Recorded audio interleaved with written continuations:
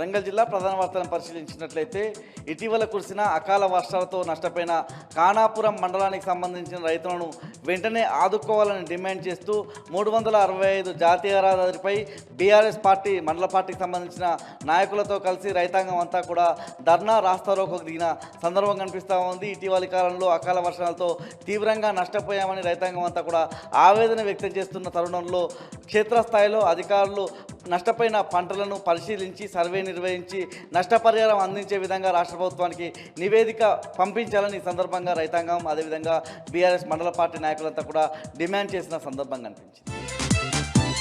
హన్మకొండ జిల్లా ప్రధాన వార్తలను పరిశీలించినట్లయితే కాకతీయ యూనివర్సిటీకి సంబంధించిన కాంట్రాక్ట్ అధ్యాపకులంతా కూడా ధర్నాకు దిగిన సందర్భం కనిపిస్తూ ఉంది. యూనివర్సిటీకి సంబంధించిన అడ్మినిస్ట్రేటివ్ బ్లాక్ ముందు విధులు బహిష్కరించిన కాంట్రాక్ట్ అసిస్టెంట్ ప్రొఫెసర్లంతా కూడా ధర్నా నిర్వహించారు. ప్రధానంగా ఇటీవలి కాలంలో వాళ్ళంతా కూడా జీవో నెంబర్ 21 వెంటనే రద్దు చేయాలని, ముఖ్యంగా 15 ఏళ్ళుగా 20 ఏళ్ళుగా ఏదైతే కాంట్రాక్ట్ అధ్యాపకులుగా కొనసాగుతున్న తమ అందరినీ కూడా రెగ్యులరైజ్ చేసిన తర్వాతే కొత్త నియామకాలు చేపట్టాలన్న డిమాండ్ కొనసాగుతున్న క్రమంలో మరొకసారి వీళ్ళంతా కూడా ధర్నాకు దిగిన సందర్భం కనిపించింది.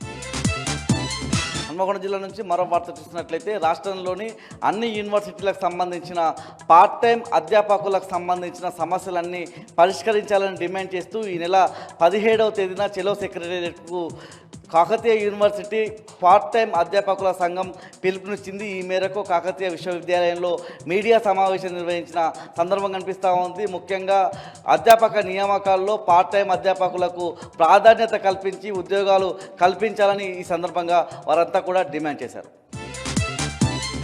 మహబూబాబాద్ జిల్లా నుంచి ప్రధాన వార్తలను పరిశీలించినట్లయితే ఈ నెల 27వ తేదీన బీఆర్ఎస్ రజతోత్సవ మహాసభను పురస్కరించుకొని తొర్రూరు పట్టణ కేంద్రంలో బీఆర్ఎస్ ముఖ్య నాయకులు కార్యకర్తల సన్నాహక సమావేశం నిర్వహించారు. ఈ కార్యక్రమానికి మాజీ మంత్రి ఎర్రబెల్లి దయాకర్రావు హాజరయ్యారు.